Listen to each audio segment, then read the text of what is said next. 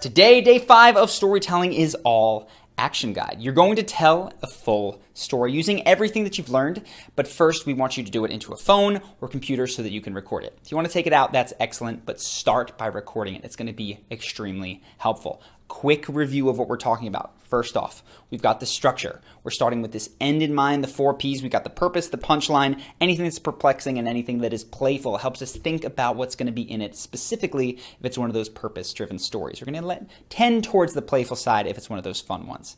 When we're thinking about the beginning, have a hook to start it with, right? You could be playful with this hook, pretend you're talking to someone as you record it. The second thing that we're going to do is we're going to embody it in the middle. We're going to play a character if it's funny. We're going to make sure that there are emotional swings if it's purpose-driven, and we're going to raise questions so that the person who is listening wants to know what is going on. And map this all out as you do it, and then you're going to kind of get into it. Finally, we get to our climax a little bit faster if it's one of those funny stories. Give it some space to breathe and sort of explain it if it's one of those purpose-driven stories. And then you record. Now, I know this is a lot to consider, but hopefully all of this week has helped you think about the structure of it in such a way that today is really just about doing it.